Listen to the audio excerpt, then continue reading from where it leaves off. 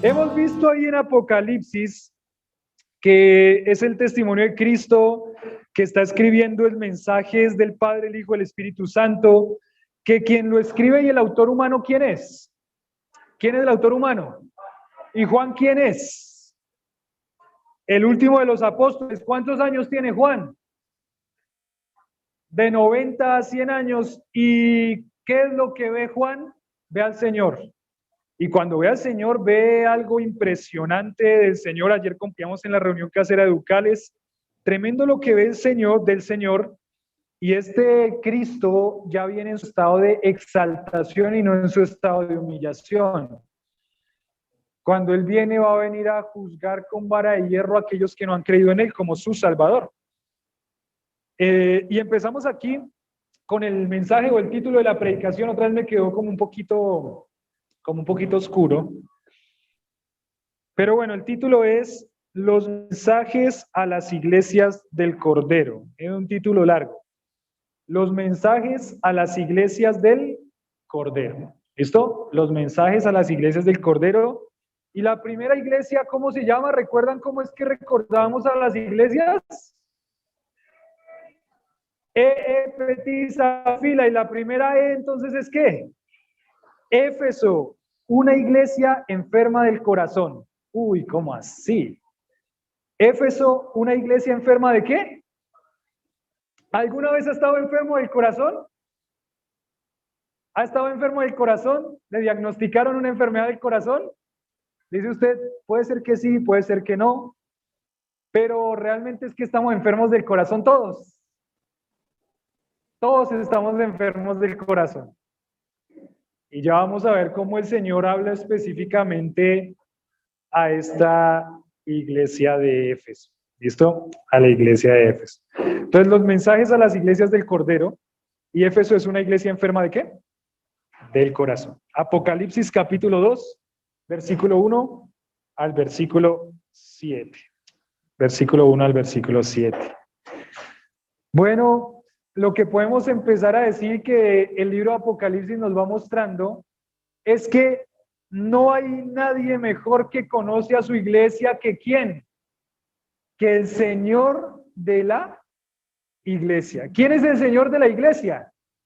Claro, el Señor de la iglesia no es el pastor, el Señor de la iglesia no es el que está aquí dirigiendo. El Señor de la iglesia, ¿quién es? Es Cristo, es Dios. En la persona de Cristo, Él es el Señor de la iglesia. Y no hay nadie mejor que conoce a su iglesia. ¿Recuerdan que hace 8 días y en las reuniones caseras repasábamos qué? Que Cristo está en dónde? Que camina en dónde? O sea, Cristo está hoy acá y está caminando hoy aquí. Cristo está aquí. Y Él conoce a su iglesia. Y Él sabe lo que su iglesia debe mejorar. Y Él sabe lo que su iglesia lo ama o no lo ama. Él conoce cada uno de esos corazones de la iglesia que conforman su iglesia. Lo que tenemos que decir en primer lugar es que Éfeso, en el momento que Juan escribe esta carta de Apocalipsis, Éfeso es una ciudad muy próspera. Éfeso es una ciudad que ha crecido mucho, es más, es la segunda ciudad más importante de esa provincia de Asia. Es como decir Antioquia. ¿Cuál es la primera ciudad más importante de Antioquia? Medellín, porque es la capital y la segunda. Empezamos allá a pensar, ¿no? Envigado, dice Pedrito. Algunos dirán, no, Bello, pues papá, no sé. ¿Cómo? ¿Iquia? ¿Iquia? Listo. Pero Éfeso es una ciudad muy importante, es una ciudad muy próspera, es una ciudad que diríamos todo el comercio llega ahí, es una ciudad donde está la última moda, es una ciudad donde llegan todas las noticias, es una ciudad cosmopolita, la ciudad de Éfeso. Es una ciudad muy prominente, es una ciudad que está creciendo mucho. Hay un escritor antiguo de ese momento, llamó Plinio, y Plinio decía de Éfeso que era la luz de Asia, la luz de Asia. O sea que Éfeso era una ciudad muy importante, era una luz porque lo que se decía en Éfeso se llevaba a todas las ciudades de la provincia de Asia y más allá, y más allá. Me hizo acordar como lo que se hace en Las Vegas se queda en donde, pero esa no era la condición de Éfeso. Lo que se hacía en Éfeso se expandía ¿a dónde? A todo alrededor. O sea que Éfeso era una ciudad muy, muy importante. Éfeso era la luz de Asia, decía este escritor Plinio. Más o menos la ciudad o la iglesia de Éfeso había sido fundada, eh, la iglesia de Éfeso había sido fundada hace 43 o 45 años antes, lo que significa que la iglesia ya no es una iglesia bebé, es una iglesia que es una iglesia madura, es una iglesia que ha crecido mucho. Es más, ¿quién había fundado la iglesia de Éfeso? ¿Recuerdan eso? En el libro de los Hechos, ¿quién fundó Éfeso? Pablo en sus viajes misioneros fundó Éfeso. Y Pablo fue uno de los primeros pastores de la iglesia de Éfeso. Imagínense Pablo como pastor de la iglesia, excelente, duro, fuerte, amoroso, pero firme, ¿no? Una doctrina sana, un hombre apasionado por la obra del Señor.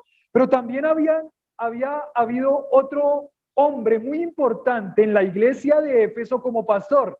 ¿Quién me dice quién fue? Y está en primera y segunda de Timoteo. Timoteo. Timoteo había sido enviado a Éfeso para que mandara a los falsos maestros a que no enseñaran falsa doctrina. Y esto es muy interesante porque cuando Pablo le escribe a Timoteo que vaya a Éfeso, ya habían ciertos problemas en la iglesia de Éfeso. Entre esos problemas, ¿cuál era el problema?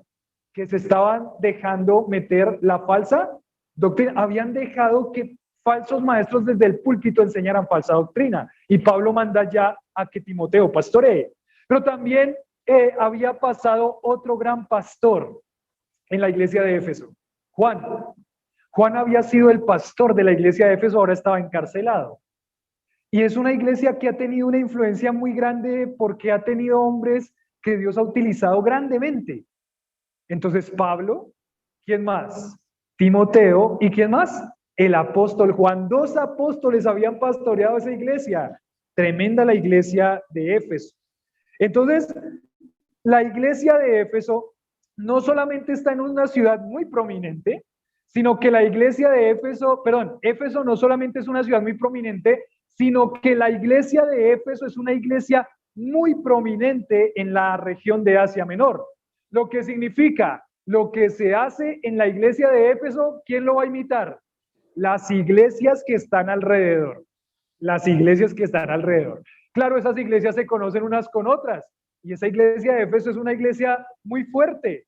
Es una iglesia que tiene ministerios establecidos. Es una iglesia que hay muchas personas. Es una iglesia que tiene un servicio activo, la iglesia de Éfeso. Es una iglesia que a pesar de la persecución, ya vamos a ver lo que le dice Cristo. Entonces, lo que la iglesia de Éfeso hace, también lo van a copiar o va a impactar a las otras iglesias. Tremendo lo que es la iglesia de Éfeso. Entonces, la iglesia de Éfeso es la iglesia más prominente de toda el área. Esta iglesia de Éfeso ha trabajado en unidad, es una iglesia unida, ha trabajado por la santificación, ha trabajado por la edificación mutua, es una muy linda iglesia. ¿Quién quisiera estar en la iglesia de Éfeso? Amén. Yo quisiera estar en la iglesia de Éfeso en ese momento, porque es una iglesia muy fuerte, es una iglesia muy fuerte. Y en Efesios 6:24, si quieren ir por un momentito a Efesios capítulo 6, versículo 24, evidenciamos un problema. Efesios ahí en el Nuevo Testamento, unas páginas antes, Efesios unas páginas antes, capítulo 6, versículo 24. Pablo en el inicio de la iglesia y cuando le manda esta carta a los Efesios, está evidenciando un problema de la iglesia. Y dice lo siguiente, versículo 23, paz sea a los hermanos y amor con fe de Dios Padre y del Señor Jesucristo. ¿Y qué dice el 24? La gracia sea con todos los que ¿qué? Aman a nuestro Señor Jesucristo con amor inalterable. ¿Cuál fue la palabra o el concepto que se repite 2 veces? Amor. Otra vez lo leemos. La gracia sea con todos los que aman a nuestro Señor Jesucristo con amor. Pablo ya había detectado una situación en la iglesia de Éfeso. ¿Cuál era la situación? Algo está pasando con el amor a Dios de la iglesia de Éfeso. Podríamos preguntarnos, hacernos una pregunta. ¿Puede existir una iglesia que sea muy fuerte, que sea muy linda, que tenga ministerios que crecen, que vengan las personas, pero que no ame al Señor? ¿Puede existir esa iglesia? Vamos a ver la iglesia de Éfeso. Vamos a ver la iglesia de Éfeso. Volvemos a Apocalipsis. Algunos dicen sí, otros dicen no, otros dicen no sé, otros dicen que el Señor nos responda. ¿Listo? Ya están pasando dificultades hace 40 años. Hace 30 años ya están pasando dificultades. Algo está pasando con el amor al Señor en la iglesia de Éfeso. Y pues obviamente cuando hablamos del amor de una iglesia hacia el Señor, no estamos hablando de un sentimiento. Como regularmente el amor se simboliza. No estamos hablando de que la iglesia de Éfeso dejó de poner bombas de corazones en la iglesia. Ahí está, bomba de corazón, bomba de corazón. No la pusimos nosotros por las dudas, ¿no? Llegamos y ya estaban ahí. Estamos hablando de que algo se había perdido en la iglesia de Éfeso, a pesar de que la iglesia era una iglesia creciente. Era una iglesia creciente. Y dice, en primer lugar, presentación. Todas las cartas que vamos a ver de Apocalipsis, que se escriben a las 7 iglesias de Apocalipsis, básicamente tienen estos puntos. El primer punto es la presentación de alguien que escribe. El segundo punto es la afirmación. El tercer punto hay una acusación. El cuarto punto hay una amonestación. El quinto punto hay una aspiración. Se aspira a algo de esa iglesia. Entonces, 5 puntos. La primera, presentación, y después todas con A: afirmación, acusación, amonestación y aspiración. Ya vamos a ir por cada uno de esos. Pero en primer lugar tenemos aquí una presentación que se hace. ¿Listo? Una presentación que se hace. ¿Quién se presenta? Dice capítulo 2, versículo 1, la presentación. Escribe. ¿A quién le dice escribe? A Juan, ya le había dicho, es una orden, escribe. ¿Escribe a quién? Al ángel de la iglesia en Éfeso. ¿Y qué le escribe? ¿O quién se presenta? El que tiene las 7 estrellas en su diestra, el que anda en medio de los 7 candeleros de oro, ¿qué hace? Dice esto. ¿Listo? Entonces hay una presentación. En primer lugar, algo que nos quedó en duda, un símbolo. Dice el versículo 20, el misterio de las 7 estrellas que has visto en mi diestra, de los 7 candeleros de oro. Las 7 estrellas son, versículo 20 del 1, las 7 estrellas son, las 7 estrellas son los ángeles de las 7 iglesias. Ahora, cuando uno piensa en la palabra ángel, entonces ¿en qué piensa? Pues piensa en un ser espiritual, ¿cierto? Hay alguien así, ¿cierto? Piensa en un ser espiritual, con cierta forma, con algo aquí arriba, con alitas. Y entonces la primera impresión que nos da el pasaje es, ¿cada iglesia tiene un ángel? ¿Cada iglesia tiene un ángel como ese ser espiritual? Unos dicen sí.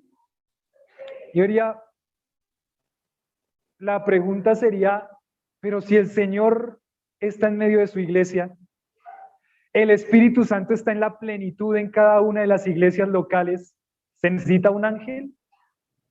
Yo diría que no. Entonces, ¿qué simbolizan esos ángeles? Porque es un símbolo que se está definiendo con otro símbolo. Pero mire lo que dice aquí. Escribe al quién, al ángel. O sea que ¿a quién viene ese mensaje primeramente? Al ángel. ¿Y quién es el ángel? Lo que dice aquí en el versículo 2, le dice, yo conozco tus obras. ¿A quién le está escribiendo eso? Al ángel, porque está diciendo, ¿escribe a quién? Al ángel. Yo conozco tus ¿qué? Tus obras.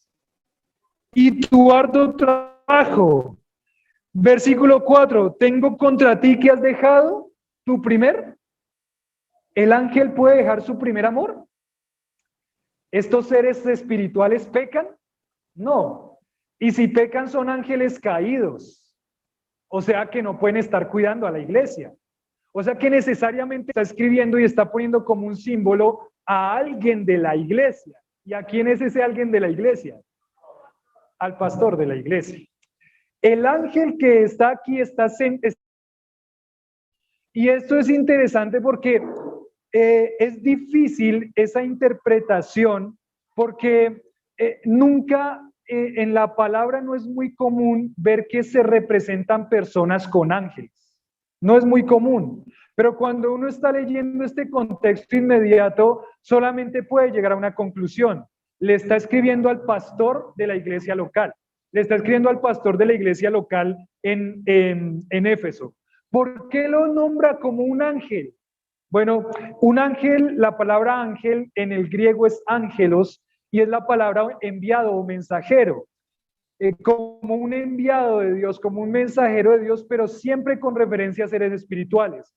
No podemos llegar mucho más allá, ni especular mucho más allá, ni interpretar mucho más allá. Entonces vamos a tener que dejar esa pregunta ¿para dónde? Para el cielo. Y decir, ¿por qué, Señor, simbolizaste al pastor de la iglesia como un qué? Como un ángel. De pronto alguien puede decir, ay, es que el pastor es como un ángel. De pronto, puede ser, puede ser. Pero no crea, a veces el pastor es más un ángel caído que que un ángel. Entonces, ángeles. Parece que le está escribiendo específicamente al pastor de la iglesia y lo simboliza como un ángel. Pero no puede ser un ser espiritual porque le dice que peca, lo personifica, dice que son los responsables por la situación de la iglesia. ¿Quién es el responsable en primer lugar por la situación o condición de la iglesia? Tremendo el peso, ¿no? Ya no quiero seguir leyendo. Vamos a otro pasaje, vamos a Génesis. No podemos ir a Génesis. Pero el primer responsable de la condición de la iglesia es ¿quién? El pastor. Y ahí es donde tienen que entender, o tenemos que entender todos, que las situaciones que pasan en la iglesia no solamente lo afectan a usted, afectan ¿a quién? A toda la iglesia. Y por esas razones que el pastor tiene que ir muchas veces pensando no solamente en usted, sino pensando en quién, en toda la iglesia, porque el pastor es el responsable de la condición de qué, de la iglesia. ¿A quién va a pedir Dios cuentas por la iglesia? En primer lugar, al pastor, al pastor. Escribe al ángel, al pastor de la iglesia. Saben que al final del siglo primero, que es esto que estamos viviendo aquí en este momento de escritura de Apocalipsis, al final del siglo primero, parece que las iglesias tienen un cuerpo de ancianos o un cuerpo de pastores, pero siempre hay un anciano que está encabezando a todos esos otros ancianos. Hemos dicho muchas veces, en esta iglesia nosotros soñamos con un cuerpo pastoral. ¿Qué significa un cuerpo pastoral? Varios pastores que estén pastoreando la iglesia, pero siempre va a haber un anciano a quien, digamos, se le van a rendir cuentas. Y ese es el pastor principal. Esto era lo que estaba pasando en la iglesia. Por ejemplo, teníamos un cuerpo de ancianos con el pastor Daniel, ¿no? Un cuerpo de ancianos porque teníamos esa relación. Ahora el pastor Daniel está en un cuerpo de ancianos allá en Bosa, pero ¿quién es el pastor principal? El pastor Oscar es el pastor principal, ¿cierto? Entonces siempre va a haber uno que va a tener que rendir las cuentas a Dios. Y eso es lo que está hablando aquí, en primer lugar en la presentación. Escribe al pastor de la iglesia. Escribe al pastor de la iglesia. La primera pregunta ya la vamos a ver, pero ¿qué piensan de eso? ¿Qué piensan de que el pastor es el primer responsable por la condición de la iglesia? Y se los voy dejando para que lo piensen para cuando lleguemos a las preguntas. Sigue aquí diciendo, dice, el que tiene las 7 estrellas en su diestra, o sea Jesús, el que Juan vio anteriormente, él tiene las 7 estrellas son los 7 ángeles, o sea que ¿a quién tiene el Señor de la iglesia en su mano? Al pastor. Y la mano derecha en el mundo antiguo, en ese mundo antiguo, siempre la mano derecha era un símbolo de ¿qué? De autoridad. O sea que, ¿quién tiene la autoridad sobre los pastores? El Señor de la iglesia, el Señor Jesucristo. ¿Quién dirige a los pastores? El Señor Jesucristo. ¿Quién pone a los pastores? El Señor Jesucristo. ¿Quién quita a los pastores? El Señor Jesucristo. El Señor Jesucristo tiene autoridad sobre los pastores porque ellos están en su diestra, en su diestra. Prácticamente también está diciendo para el que anhela obispado y buena obra desea y ya es pastor, le está diciendo a estos pastores, el Señor Jesucristo sostiene a sus siervos también. Los sostiene, los cuida, los fortalece, los anima. Es el Señor. ¿Saben cuántas situaciones difíciles llegan al ministerio pastoral y a la familia pastoral en la semana? Uy, no saben. Solo el pastor lo sabe. Y la familia pastoral. Y en ese desánimo, de esas noticias que llegan, ¿quién sostiene al pastor? El Señor de la iglesia.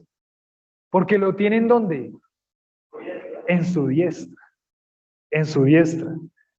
Él sostiene y coloca a sus siervos y quita a sus siervos. Mire, esta iglesia había tenido uno de los mejores pastores de todos los tiempos, Pablo, Timoteo y Juan. Pero era Cristo el que gobernaba su iglesia. Aun cuando él quitaba a uno y ponía al otro. Es Cristo quien gobierna su iglesia. Es Cristo quien dirige su iglesia. Y ya lo hemos dicho muchas veces, si yo un día no estoy aquí, ¿qué va a pasar? ¿Qué va a pasar? El Señor va a poner otro. El Señor va a poner otro. Y va a seguir la obra. Él es el que sostiene su iglesia. La iglesia no depende del pastor. Ahora le va a pedir cuentas al pastor. Entonces, cuidado, pastor. Porque si usted cae, ¿qué pasa? Caen muchos también. Pero si usted cae y se retira y se va y se desanima, tranquila iglesia. ¿Por qué? Porque el Señor sostiene y cuida a su iglesia y va a poner otro que gobierne y cuide a la iglesia. Entonces, tranquilos, tranquilos. Hemos escuchado en estos meses, casi en la mitad del año pasado hasta este momento, varias situaciones difíciles con pastores que han tenido que ser quitados por el Señor porque cayeron en ciertas situaciones que los anulaba como pastores de las iglesias locales. Muy difícil. ¿La iglesia sufre? Efectivamente, la iglesia sufre, pero la iglesia, ¿qué pasa? Sigue y continúa. El Señor es quien sostiene y coloca a sus siervos. Y por eso llegamos a la conclusión ahí en esa frase que está al final, no sé si alcanzan a leer ahí, pero dice, no hay nadie mejor que conoce a su iglesia que ¿quién? Que el Señor de la iglesia. Que el Señor de la iglesia. Déjenme hacerle una pregunta para que se vaya respondiendo ahí. ¿Cuánto afectaría la conciencia de cada uno de nosotros ser consciente de que el Señor está en todos los aspectos de la iglesia? ¿Cómo cambiaría eso su forma de ver la iglesia? ¿Cómo cambiaría eso su forma de comportarse con la iglesia? ¿Cómo cambiaría eso su forma de involucrarse en la iglesia? ¿Cómo cambiaría eso su forma de servir en la iglesia? El Señor está en todos los aspectos de la iglesia. Cuando están las maestras de los niños dando clase de los niños, el Señor conoce a eso que está pasando ahí. Cuando usted está aquí, su mente ¿dónde está? ¿Sabe el Señor de la iglesia lo que usted está pensando? ¿Sabe el Señor de la iglesia lo que usted está pasando?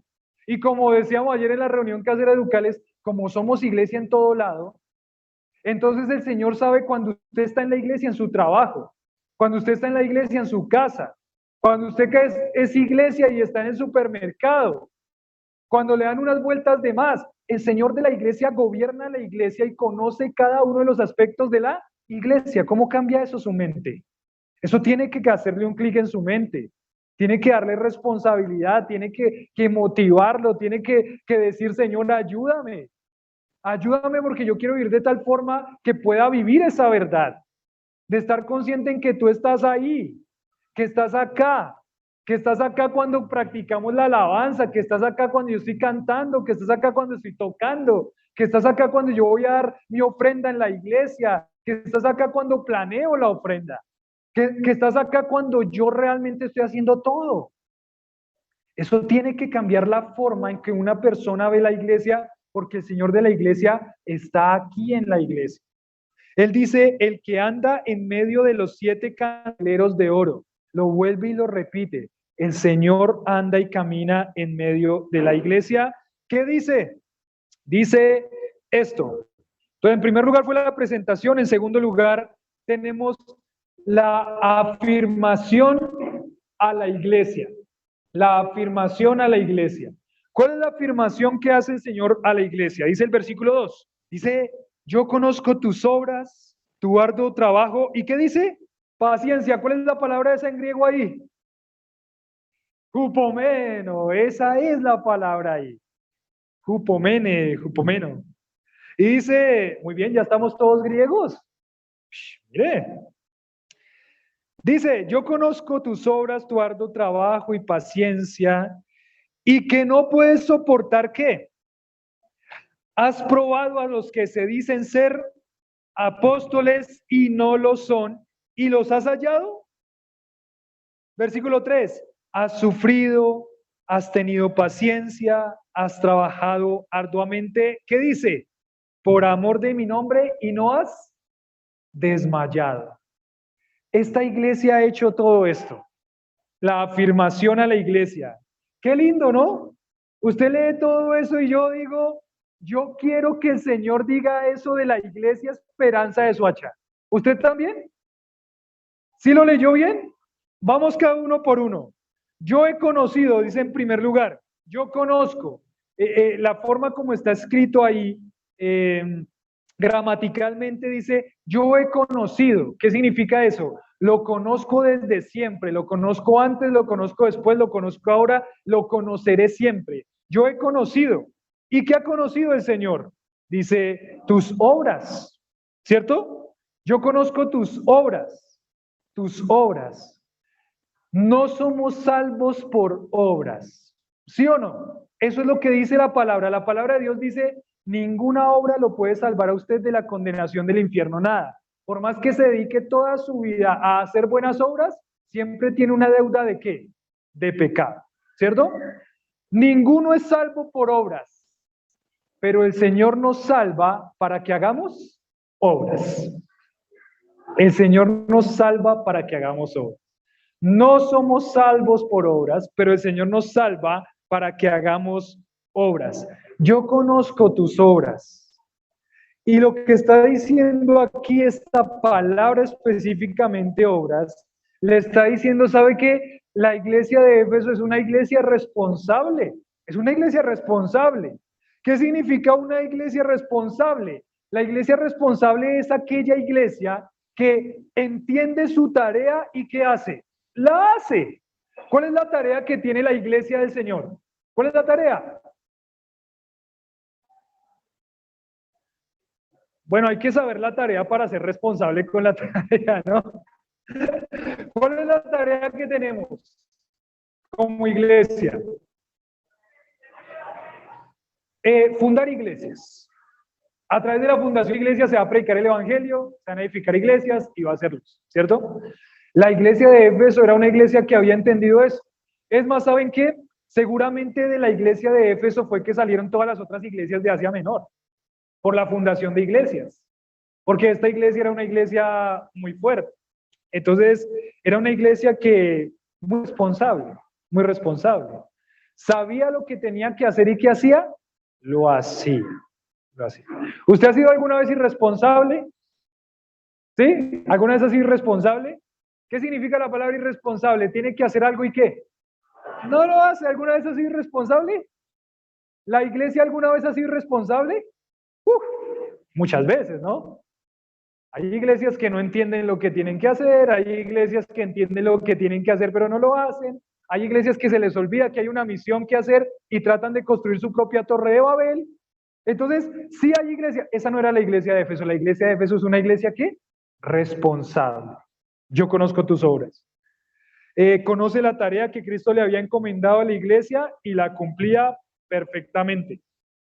Posiblemente haga referencia a la tarea de la Gran Comisión que esta iglesia tan diligentemente había cumplido en toda la provincia desde los tiempos de Pablo. El Señor conoce lo que ha hecho esta iglesia en Éfeso y lo aprueba, le agrada, que son una iglesia responsable, que saben lo que tienen que hacer y lo hacen.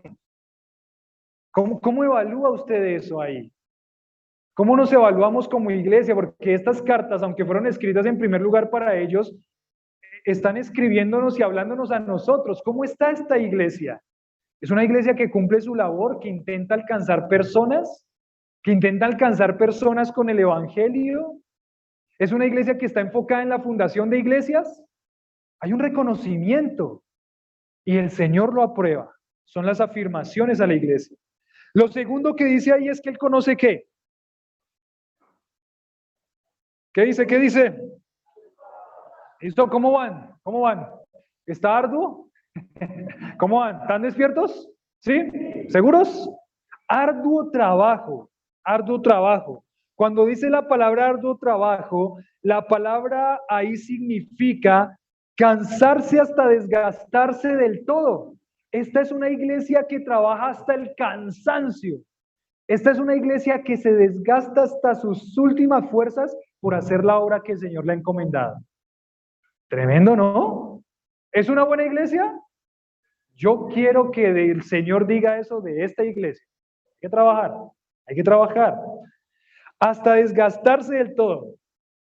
En el Nuevo Testamento se usa muchas veces esta expresión para referirse al servicio a Dios. Muchas veces al servicio de Dios.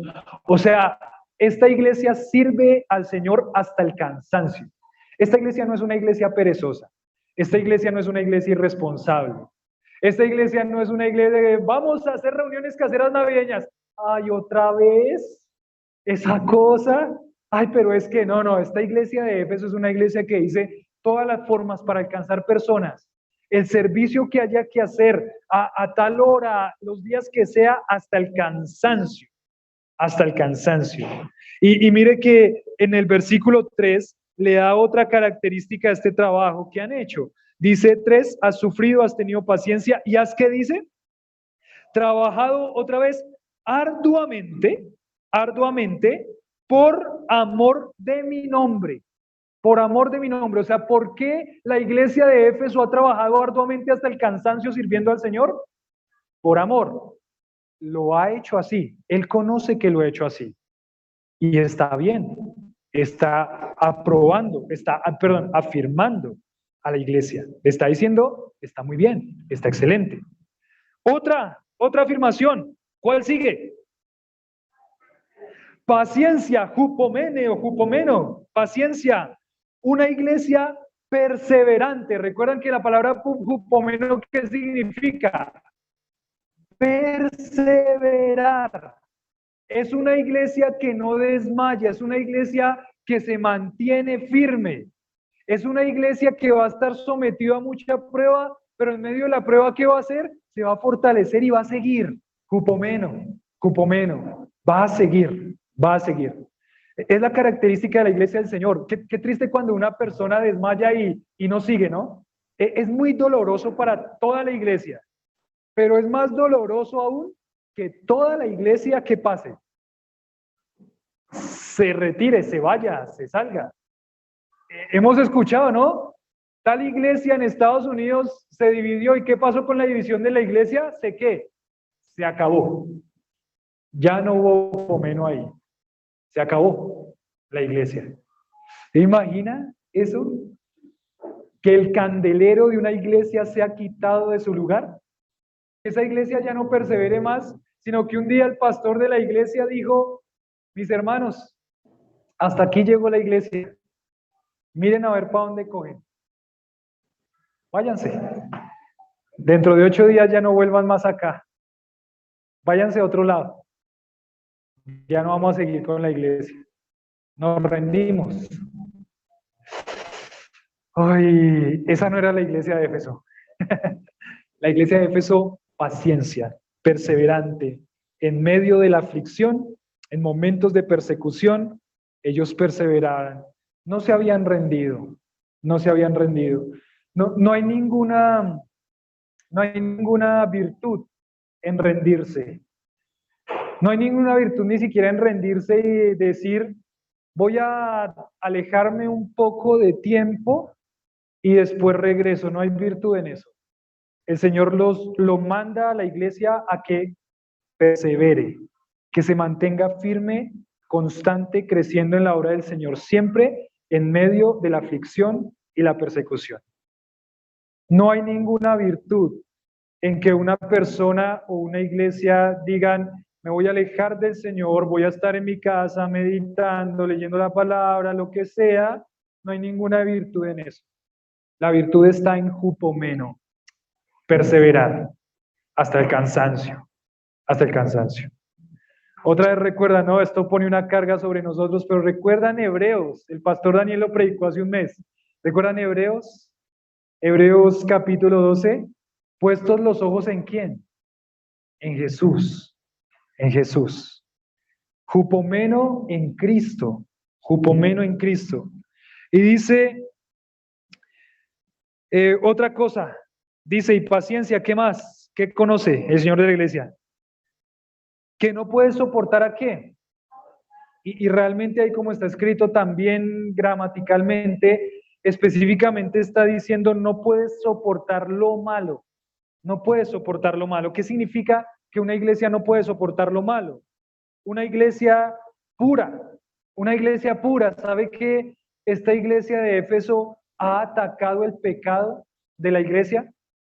Y lo ha atacado fielmente, como el Señor lo dice, pero lo ha atacado. No ha dejado que el pecado viva dentro de la iglesia. No ha dejado que el pecado se consienta en la iglesia. No ha dejado que el pecado contamine la iglesia. Esta expresión que no ha podido, no ha soportado lo malo, significa que la iglesia ha sido muy firme contra el pecado, como es el Señor. Eso es muy doloroso. Porque tener que, por ejemplo, expulsar a una persona de la iglesia es muy doloroso. Pero todo con tal de que la iglesia se mantenga pura. Porque es una afirmación del Señor. Y eso quiere el Señor con la iglesia. Dice, has probado a los que no puedes soportar a los malos, no puedes soportar lo malo. Es una iglesia pura. No puede tolerar lo malo. Era tanto el amor a la santidad que lo malo e incorrecto era repulsivo para la iglesia. La iglesia de Éfeso amaba la santidad de Dios. Y es que eso es lo que una iglesia tiene que ser.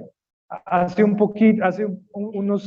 momento, hace un tiempo hablábamos, las personas que llegan a la iglesia o las personas que pasan y conocen que hay una iglesia acá, o las personas que conocen que usted es iglesia, van a saber quién es Cristo por cómo usted vive, por cómo usted les muestra a Cristo. Y como sea su testimonio, es como ellos van a entender quién es Dios. Y si usted vive una vida de pecado como iglesia, entonces el testimonio tiene que ser purificado. Porque ¿quién es el que tiene que quedar en alto acá? El Señor de la iglesia. Y la iglesia de Cristo debe mantenerse pura. Por eso les decía, para un pastor es muy difícil porque hay una situación particular, pero esa situación particular afecta a la iglesia. No es amor, según lo que vamos viendo acá, no es amor dejar que el pecado viva dentro de la iglesia. Es amor corregir el pecado y llegar hasta las últimas consecuencias para que la iglesia se mantenga pura. Eso es amor. Eso es amor al Señor. Eso es amor a la iglesia y muchas veces va a ser muy difícil. Y por eso creo que cuando dice el primer responsable de la iglesia ante Dios, ¿quién es? El pastor que el Señor puso en la iglesia. El pastor tiene una responsabilidad muy grande, enorme. Entonces, cuando tenga que ir el pastor a corregir una situación de la iglesia, oren por el pastor, porque eso para mí no es fácil, pero yo tengo una responsabilidad acá. Y la responsabilidad es intentar que esta iglesia se guarde como pura para Dios. Esta iglesia de Éfeso, esa iglesia se ha mantenido pura. no puede soportar lo malo. Otra cosa que afirma el Señor de la iglesia de Éfeso, ¿qué es? ¿Qué sigue? ¿Has probado a los que se dicen ser apóstoles y no lo son y los has hallado? Mentiroso. ¿Cuál es la palabra ahí? Por eso puse ese dibujito ahí. ¿Qué es ese dibujo? Los niños lo tienen también ahí en sus hojas. ¿Qué es ese dibujo, Jimena? ¿Qué es eso? Es una trampa. ¿Y por qué puse una trampa ahí en ese dibujo? Porque la palabra ahí cuando dice, has probado, esa palabra probado significa poner una trampa. Usted dice, ¿y cómo así? ¿Poner una trampa? Sí. ¿Sabe a quién le pusieron trampa? A los que dicen ser apóstoles y no lo son. A los que vienen con una falsa enseñanza y entonces están atentando contra la iglesia del Señor. Les pusieron una trampa. ¿Qué trampa le pondría a usted? ¿Sabe que la iglesia de Éfeso separaba a alguien a predicar? Y la iglesia de Éfeso, el que se paraba a predicar aquí en la iglesia de Éfeso, sabía que no podía salir con cualquier cosa. Sabía que no podía ponerse a inventar la palabra. Sabía que no podía ponerse aquí a decir sus experiencias personales. Sabía que no podía ponerse aquí a decir declaro o el Espíritu Santo vino a mí en este momento y me está diciendo que les diga, no, eso es irresponsabilidad al predicar la palabra. Porque tiene que estudiar, porque tiene que prepararse el pastor. Porque el que se para a predicar la palabra tiene una responsabilidad grande que es hablar en nombre de Dios, hablar la palabra de Dios. En la iglesia de Éfeso, ellos cada vez que se subía alguien aquí, nuevo que ellos no conocían, la iglesia estaba así, atenta, observando, mirando, ¿poniendo qué? ¿Poniendo qué? Trampas. Vamos a ponerle una trampa. ¿Cómo pondría una trampa usted a un predicador para saber si es un falso maestro? No estoy diciendo que sea malicioso, pero la iglesia tenía tal celo por la santidad y por la pureza doctrinal que ellos iban a hacer todo lo necesario para saber si eso era una buena doctrina o una falsa doctrina. Si ese hombre dice ser apóstol, vamos a probar si es apóstol de verdad. Vamos a ir a los textos bíblicos. Los apóstoles fue un grupo seleccionado de 12 apóstoles y que estuvieron con Cristo. Hoy en este momento ya no pueden haber apóstoles. Y los que se dicen ser apóstoles, y los que se dicen ser profetas, y los que se dicen ser ahora ya no son apóstoles, sino que hay un rango más alto que son los arcángeles. Claro, de pronto lo tomaron de aquí de Apocalipsis. Yo soy el ángel de las pilas. Esos que dicen ser apóstoles no lo son. Son falsos maestros. Son falsos apóstoles que quieren engañar a la iglesia y quizás destruir la iglesia. Esa es la iglesia de Éfeso. La iglesia de Éfeso, la palabra y prueba dice, una iglesia celosa de la verdad, que examina y trata de hacer caer en una trampa. Es tremendo. Examina a ese apóstol y lo prueba de tal forma que al final tiene que decir, o a ese maestro tiene que decir si era un verdadero maestro o era un ¿qué? Falso maestro. Y le dice a la iglesia, ese hombre es un ¿qué? Falso maestro. Hermanos, a ese no lo pueden recibir y con el tal ni aún comáis, dice Tito, porque está queriendo enfermar, dañar la iglesia de Dios. Tremendo. Esa es Éfeso. Es una iglesia que discierne, que quiere probar. Y eso es muy interesante. Aquí regularmente no se va a parar nadie que nosotros hayamos aprobado. Nadie. Pero si un día pasa, ¿qué tienen que hacer, iglesia? ¿Qué tienen que hacer? ¡Ay, tan lindo!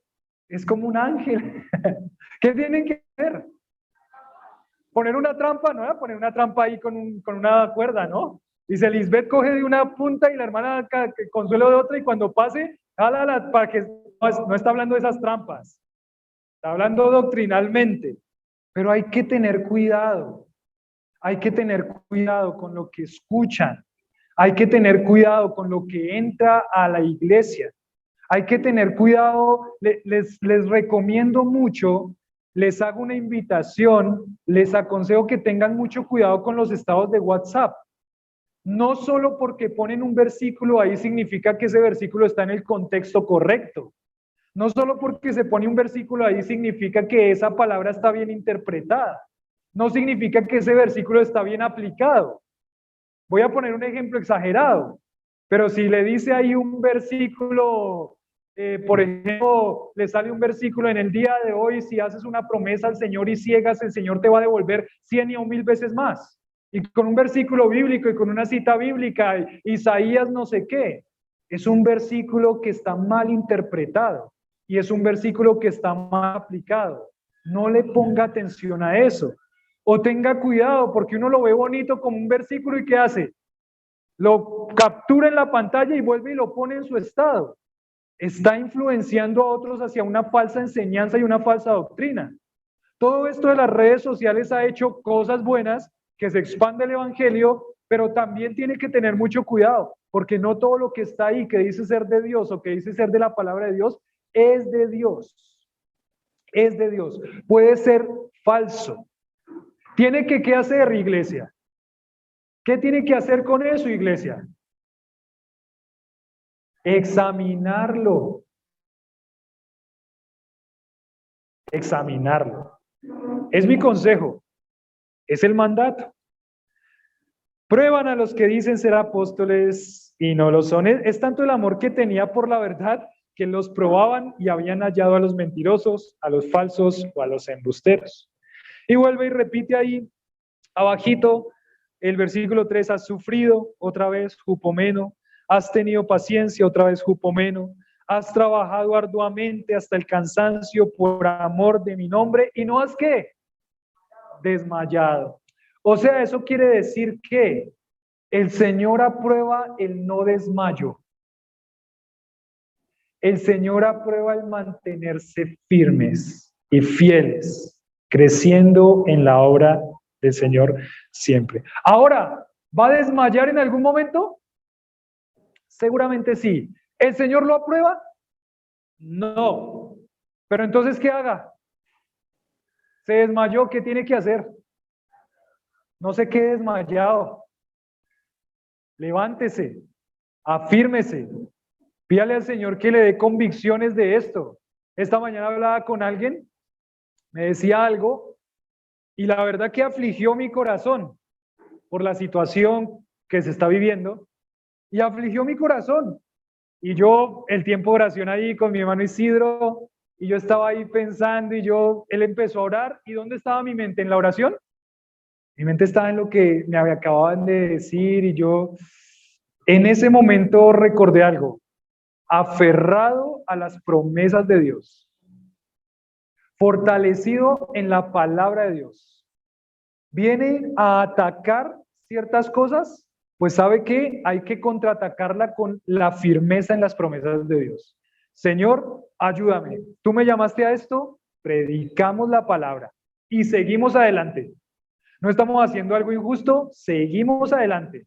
Y eso cambió totalmente mi vida porque el Señor me habló y pudimos orar con mi hermano Isidro. Levántese y levántese rápido, porque el Señor quiere una iglesia que no desmaya. Levántese. Pero ahora sigue, a que hasta aquí todo lindo. ¿Quién quiere ser la iglesia de Éfeso? Amén. Yo quiero que esta iglesia sea como Éfeso. Pero algo pasa, ¿no? Viene la acusación a la iglesia. Y el versículo 4, solo un versículo. Y con esto, ¡pum!, todo. Pero tengo contra ti que has dejado tu primer amor. Ese pero nos marca una cláusula de contraste, está contrastando lo que está viniendo anteriormente. Todo lo anteriormente es una aprobación, pero ya no va a ser una aprobación. La aprobación ya no va a ser aprobación, ahora va a ser una acusación. ¿Y cuál es la acusación? Tengo algo contra ti. ¿Usted se imagina que el Señor, esta carta le va a llegar a la iglesia de Éfeso? El pastor la va a leer y la iglesia de Éfeso está leyendo la carta. Uy, tan chévere, no puede soportar a los malos, qué lindo que el Señor diga eso de nosotros, pero, ay no, siempre que hay un pero es preocupante, ¿no? Cuando hay un pero es algo que viene difícil, pero tengo algo contra ti, iglesia. Y lo que tengo contra ti es que aunque al principio habías actuado por la motivación correcta, ya no. Has dejado tu primer amor. Has dejado tu primer amor. Has dejado tu primer amor, el primero. Lo abandonaste, iglesia. Abandonaste, y por eso puse ahí allá algo que los niños también tienen ahí en su hoja. Habían dejado de hacer las cosas por amor ¿a quién? A Cristo. Se les olvidaba que Cristo estaba en la iglesia. Se les olvidaba recordar a Cristo. Se les había olvidado que yo lo primero que hago y todo lo que hago lo hago porque Él me salvó. Lo hago porque Él me dio vida eterna. Lo hago porque me esfuerzo por eso. ¿Por qué me esfuerzo por la obra de Dios hasta el cansancio? Por amor a Cristo. Un pastor decía, si usted no está haciendo esto por amor, está loco. No lo haga, está perdiendo el tiempo. ¿Qué está haciendo? Has dejado tu primer amor, iglesia, de Éfeso. Se fue la motivación correcta. ¿Cuál era la motivación entonces ahora de la iglesia de Éfeso? Yo voy por sentirme bien. Yo sirvo al Señor, pues porque eso es lo que dice. Porque eso es lo que dice. Yo vengo a la iglesia, pues porque mi mamá me dice que venga. Yo vengo a la iglesia porque si no voy, ¿sabe la cantaleta de mi esposa? Ay, no, me arruina el domingo y toda la semana me la arruina. Esa es la motivación incorrecta.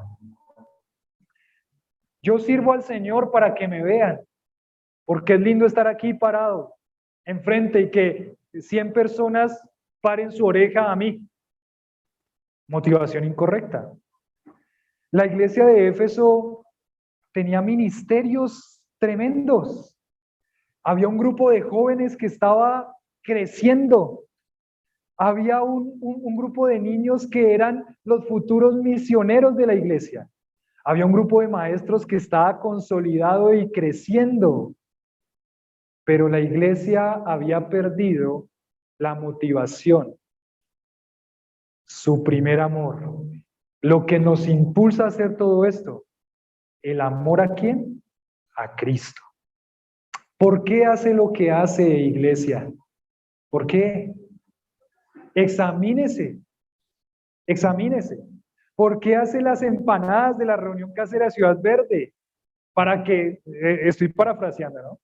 Pero para que me digan qué ricas empanadas. O lo hago porque es una forma de amar a mi Señor y servirlo. ¿Por qué hago lo que hago, iglesia? ¿Por qué hago el alcohol allá?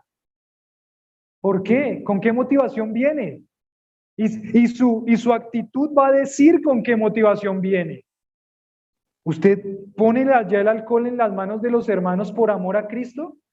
Si no lo está haciendo, no le está diciendo que se desmaye. Le está diciendo que rápido reaccione y vuelva a enfocarse. Y vuelva a enfocarse. Hágalo pensando para quién lo hace, porque el Señor hizo eso por usted. Usted iba rumbo al infierno y ahora ¿qué pasa? Tiene vida eterna, porque Cristo lo salvó. Eso es para amarlo todos los días de nuestra vida. Por amor a Cristo. Por amor a Cristo. Si perdió la motivación, iglesia, le dice, ya está aquí la acusación, habían abandonado su amor principal y más importante, el que tiene antes de todo otro amor y todas las demás actividades, el amor al Señor. Miren, es posible servir, es posible sacrificar, es posible sufrir por el nombre de Cristo sin realmente amarlo. ¿Qué frase esa tan tremenda?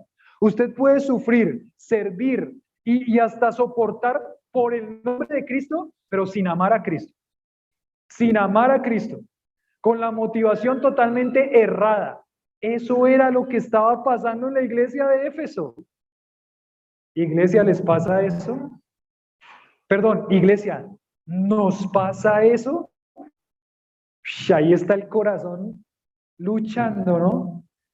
Está el corazón confrontándose ahí grandemente. Y espero que eso sea lo que está pasando. No ignore esto. No lo ignore. Examínese. Cuando usted viene aquí a escuchar la palabra, viene a ser iluminado y confrontado con la palabra. No apague la luz. No la apague. Él va a terminar ahí, vamos a ver, el que tiene oído, oiga. Y ya vamos a hablar un poquito de eso, pero no lo apague. No ponga en modo avión. En este momento, no se ponga en modo avión. Oiga y examínese. Usted, ¿por qué está viviendo? ¿Y cómo está viviendo? ¿Dejó su primer amor? ¿O está realmente viviendo por amor a Cristo? Por amor a su Señor. Examínese. Es posible hacer todo esto sin amor a Cristo. El trabajo nunca puede sustituir el amor. Nunca. Ni la pureza puede ser un subtítulo de la pasión. Ya le había dicho Pablo. Miren, en la carta a los Efesios que Pablo escribe allá de Éfeso, Pablo hace más de 20 referencias al amor. O sea que él ya veía desde 45 años antes que la iglesia de Éfeso tendía a ser activista, no a ser activos. Activos es hacer lo que Dios dice con prontitud, con esfuerzo, pero ser activista significa llenarse de actividades y actividades y actividades sin la motivación correcta y pensar que lo estamos haciendo bien porque tenemos un montón de actividades. La iglesia puede decir, tenemos 6 reuniones caseras y en proyecto tenemos otras 4 para el otro año. Muchas reuniones caseras, la iglesia está creciendo, amén. Pero si no hay una motivación correcta, eso es puro humo, pura vanidad. No hay ahí aprobación de Dios. Hay una amonestación. Iglesia, examínese, examinémonos. Ya Pablo lo estaba detectando 30 años después de que se escribe Efesios y vemos que su ferviente amor había dado lugar a una ortodoxia estéril. ¿Qué significa? Hacían todas las cosas, pero era pura esterilidad. Cantaban a Dios estéril, sin amor. Servían a Dios sin amor. Echaban el alcohol sin amor. Es tanto sin amor que le fue a echar alcohol en la mano, está distraído y se lo echó en los ojos. Pobre.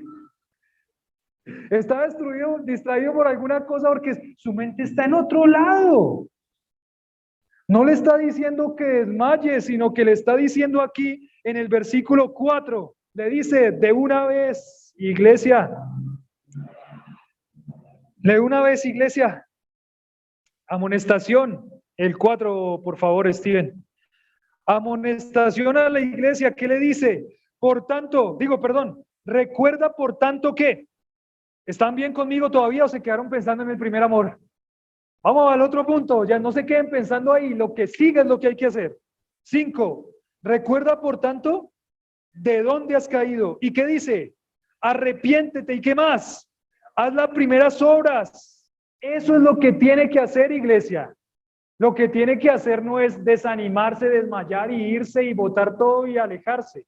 Lo que tiene que hacer rápidamente en su corazón es lo siguiente. En primer lugar, recuerda de dónde has caído. Como resultado de la acusación que hace anterior, le da 3 amonestaciones a la iglesia.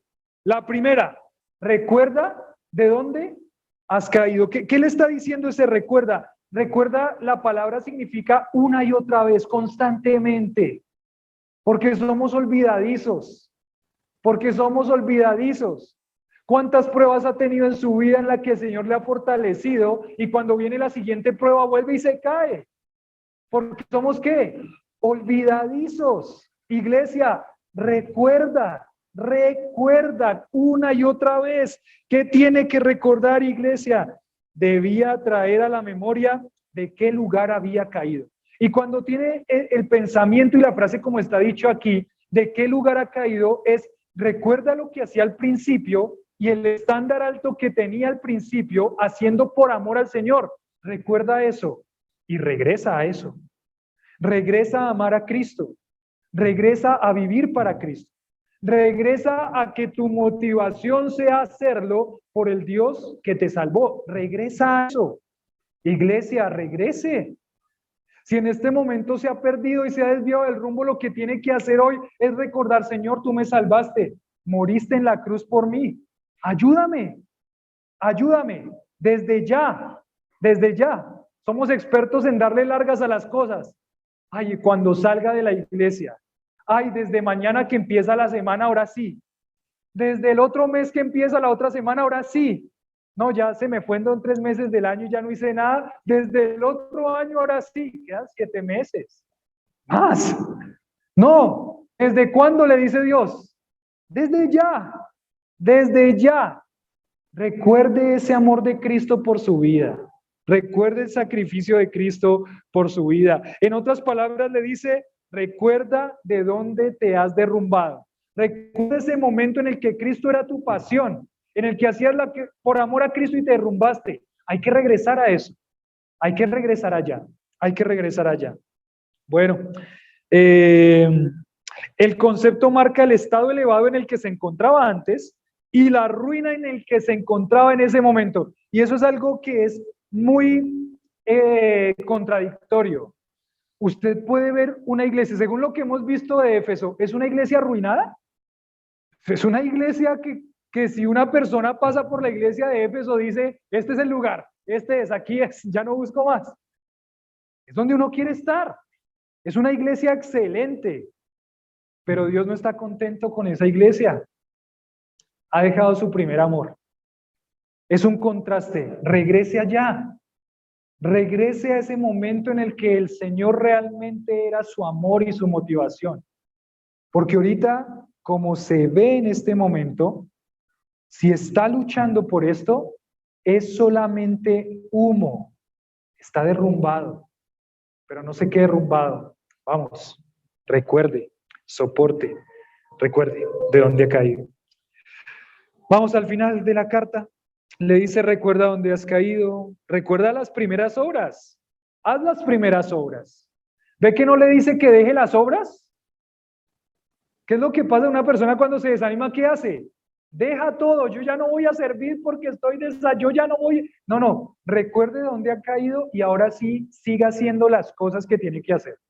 Siga haciendo las obras, siga, no desmaye, siga haciendo las obras. Nuevamente,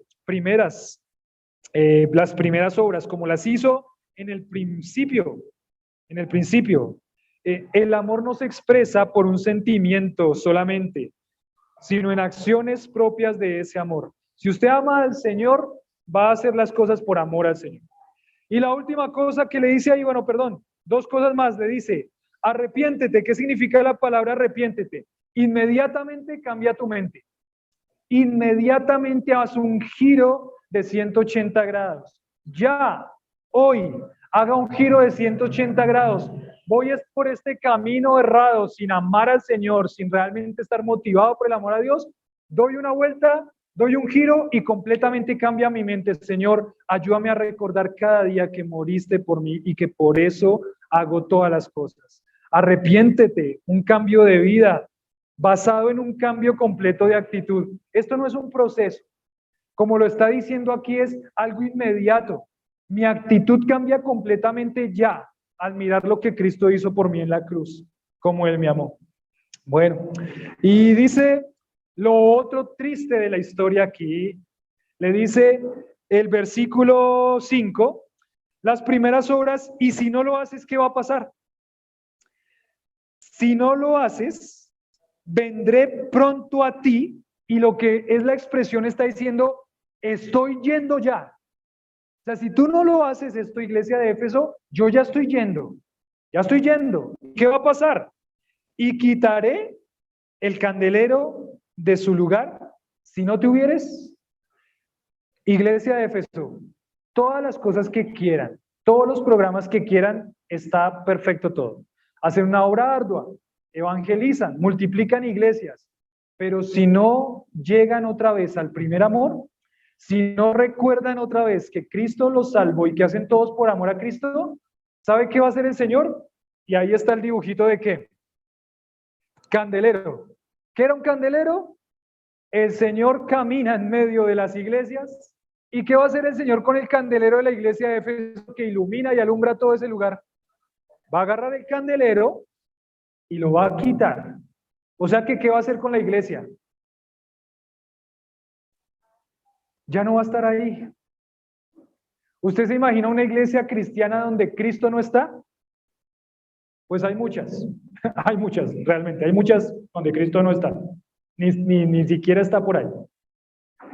Eh, pero lo triste de la cosa es que si no se hace por la motivación, por amor al Señor, lo que va a hacer el Señor es agarrar la iglesia y apagarla. El candelero está ahí, pero ya no hay luz. El candelero está ahí, pero ya no hay impacto. El candelero está ahí, pero el Señor ya no está ahí. Ya no está ahí. Ya esa iglesia pierde el privilegio de llevar el nombre del Señor hasta la tierra. Por amor, quitaré el candelero. También puede significar ya no va a ser alabada por el Señor, a pesar de que quizás sea alabada por otros. Eso es tan tremendo, porque uno puede sentirse bien porque está aprobado por personas a su alrededor. Uno puede sentirse bien porque está aprobado y lo ven a uno como, uy, el cristiano. Pero ¿sabe qué? Si Dios no lo aprueba, no importa lo que los otros digan o hagan. Dios no lo aprueba. No lo aprueba. No lo aprueba. No lo aprueba usted, no me aprueba a mí y no aprueba la iglesia. No importa lo que hagamos.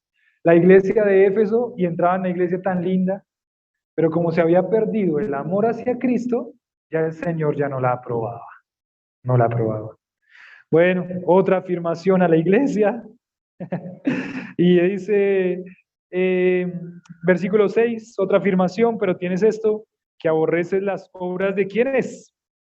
De los nicolaitas, las cuales yo también aborrezco. La verdad no se sabe quiénes son los nicolaitas, no se sabe, no hay referencias de ellos. Parece que eran unos seguidores de un tal Nicolás, no lo sabemos, Nico, ahí está. Lo que sabemos es que el Señor, ¿qué hacía? Aborrecía. Y los de Éfeso, ¿qué hacían? Los aborrecían también. Entonces estaban bien en eso. Pero ¿qué habían perdido? Su primer amor. Termina diciendo la aspiración, lo que el Señor dice en el versículo 7. ¿Qué horas nos dieron? Opa. Versículo 7 dice, el que tiene que oído, oiga lo que el Espíritu dice a las iglesias, al que venciere le daré a comer del árbol de la vida, el cual está en medio del paraíso de Dios. Lo primero que dice aquí, bueno, ¿tiene oídos usted? ¿Sí tiene oídos o no? ¿Seguro? Tóquese los oídos, tóquese los oídos, tóqueselos, tóqueselos, tóqueselos. Siéntalo con el tapabocas, ahí está, ¿no? Está agarrado el tapabocas. ¿Usted tiene oídos? ¿Sí? ¿Seguro que tiene oídos? Entonces, ¿qué tiene que hacer? Oiga, oiga. ¿Y qué significa ese oiga? Bueno, todos tienen oídos, pero no todos los que tienen orejas oyen. ¿Sí o no? No todos los que tienen orejas oyen. Muchos de los que están aquí o estamos aquí con orejas, quizá vamos a salir de aquí igualito a como entramos. Igualito. No todos los que tienen orejas oyen o responden a lo que se está diciendo aquí. Y lo que el Señor le está diciendo a la iglesia es, iglesia, con todo el amor les digo, y no está hablándolo como sugerencia, está hablándolo como una orden. Si tiene oídos, ábralos bien y oiga lo que le estoy diciendo. Y es interesante que dice el Espíritu, porque ese Espíritu es el Espíritu Santo. Ustedes ven, aparece en mayúscula. Otra vez la Trinidad obrando en medio de la iglesia local. Oiga, lo que ¿quién le dice a las iglesias? El Espíritu. Esto nos afirma una vez más que toda la Escritura es inspirada por Dios, que el Espíritu Santo inspiró a hombres de Dios para que escribieran la palabra. Oigan lo que el Espíritu dice a las iglesias. Vamos a terminar acá. Perdón, ahí no respondemos preguntas aquí. Todos tienen oídos, pero no todos tienen las orejas, oyen o responden. Si Dios está trayendo una convicción, si Dios habló a tu vida, si Dios está diciéndote hoy que hagas algo, que recuerdes el primer amor, que regreses a ese momento, ¿qué tienes que hacer? Hacerlo, responder ya, hoy, en este momento, pedirle al Señor, arrepentirte, pedirle perdón y arrepentirte y volver. Le hablo a los muchachos, a las chicas, muchachas, a los muchachos jóvenes, a los matrimonios, a los hombres, a las personas mayores, a los ancianos, a toda la iglesia, a los niños. Arrepiéntete si es lo que tienes que hacer hoy. Oye, escucha, si puedes escuchar las palabras del Señor, actúa. Espero que no sea el caso, pero hay quienes escucharon esto y no van a hacer nada. Pero espero que no sea el caso de ustedes hoy acá, ni de mí acá hoy, porque yo también estoy aquí siendo afirmado. Tercero y último punto. Aparece aquí un árbol. ¿Cuál es el árbol que aparece? Miren, el árbol, ustedes vieron que todas las diapositivas estaban así como medio oscuras, medio oscuras, era porque es una iglesia enferma ¿de qué? El corazón. Pero ahí lo único que tiene color en todas esas diapositivas, ¿qué es? El árbol de vida. Aparece, ¿dónde estaba el árbol de vida antes? ¿Dónde lo escuchamos al árbol de vida? En el Génesis. ¿En dónde estaba el árbol? En el huerto de Edén. ¿Y qué significaba ese árbol de vida? Si una persona come del árbol, ¿qué pasa? Vive y vive y vive y vive. Dios tuvo que quitarlo por causa del pecado. Pero, ¿por qué Dios quería que el hombre viviera y viviera y viviera y viviera? Porque es que Dios siempre quiso que el hombre tuviera una comunión con él. Desde que Dios creó a Adán y Eva, Dios creó al ser humano para que el ser humano, ¿qué? Tuviera una comunión, para él amarlo a él y que el ser humano lo amara a Dios. Y aparece aquí el árbol de vida. Dice, al que venciere le daré a comer del árbol de vida, el cual está en medio del paraíso de Dios. ¿Y qué significa? El cristiano es victorioso. El cristiano ya venció. El cristiano es victorioso porque Cristo es victorioso. Es victorioso. Y lo que los hacía recordar a estos hermanos de Éfeso y a las iglesias y a nosotros es que ese árbol de vida significa la comunión eterna que nosotros vamos a tener con el Señor por toda la eternidad. ¿Usted puede pensar en eso? ¿Puede pensar que va a estar en la comunión con Dios? ¿Puede pensar que va a estar en la presencia de Dios? ¿Puede pensar que va a estar amando a su Señor y Salvador? Que allá no va a tener el problema de que se le acaba su primer amor, sino que allá va a estar amando al Señor por toda la eternidad. El Señor, que quería una comunión, restaura todas las cosas y hasta restaura esa comunión. Y esa comunión está gozándose con Él en la eternidad. Y eso es lo que dice este árbol de vida.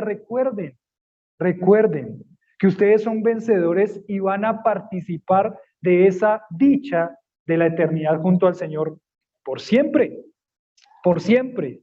El verdadero Hijo de Dios es un vencedor en la práctica. Y el verdadero Hijo de Dios, ¿sabe qué va a hacer? Se va a arrepentir y va a tener su primer amor. Se va a arrepentir. Porque ese Hijo de Dios es vencedor no solamente en la eternidad, sino que es vencedor hoy contra el pecado. Ese pecado que lo está inquietando y que lo está molestando y el cual usted está dejando, usted es vencedor contra el pecado. Hoy usted es vencedor. El verdadero Hijo de Dios es vencedor. El libro de Apocalipsis te recuerda cómo empezó todo. En ese huerto, lo mejor era que Dios estaba ahí en ese huerto. La historia vuelve al centro de todo, que es Dios. El centro del futuro que le espera es Dios. El paraíso es el paraíso de Dios. Vivan de la misma manera en la que van a vivir por toda la eternidad. Repito la frase última. Vivan de la misma manera que van a vivir por toda la eternidad. Así debes vivir tu vida hoy, por amor al Señor, por amor al Señor, como Dios siendo el centro de todo. ¿Le molestan las cosas del Señor? ¿Le aburren las cosas de Dios? ¿Le causan incomodidad las cosas de Dios? ¿Le causa dolor, una pereza tremenda tener que estar con su Señor cada día? Eso es lo que va a hacer por toda la eternidad. Un predicador decía, y si hoy le causa tanta pesadez, ¿cómo va a hacer por toda la eternidad? Viva su vida hoy de acuerdo a esa verdad, amando al Señor, arrepintiéndose, buscando las cosas espirituales, No se deje llevar por la mentira del diablo, que le dice, ay, esas cosas son aburridas, yo no quiero volver más por allá. ¿Para qué? Ay, 1 hora de predicación, ¿a qué hora se va a acabar este hombre? ¿Cuánto más va a predicar? Deleítese en las cosas del Señor. Si usted es salvo, va a ser victorioso contra eso. Señor, te damos gracias por tu palabra. Y Señor, hoy te pedimos perdón porque hemos fallado, porque nuestra motivación no es la correcta, porque estamos más dispuestos hacia lo que no son tus cosas que a lo que sí.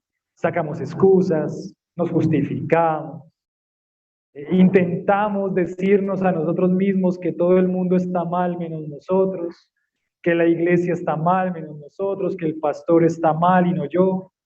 Intentamos, Señor. Hemos hecho las cosas por la motivación incorrecta y te pedimos perdón. Ayúdanos, Señor, ayúdanos en nuestro corazón a regresar a deleitarnos en ti, a regresar a hacer las cosas por amor a ti, porque tú nos salvaste, porque tú nos llevas y nos tienes de tu mano. Señor, ayúdanos. Ayúdanos, por favor, a que estas verdades no solamente sean oídas, sino que sean vividas. Señor, nosotros como iglesia realmente te pedimos que podamos ser en muchas formas como la iglesia de Éfeso, cumpliendo la misión esforzada, valiente, paciente, perseverante. Pero te pedimos, Señor, que nos alejes nuestra iglesia y nuestros corazones de hacer las cosas sin amor a ti. Señor, llena nuestro corazón una vez más. Permítenos entender que el amor de Dios ha sido derramado abundantemente en nuestros corazones por el Espíritu Santo. Que podamos nosotros responder en amor a ese amor que tú nos diste. Gracias, Señor, por este tiempo con tu palabra en el nombre de Jesús. Amén.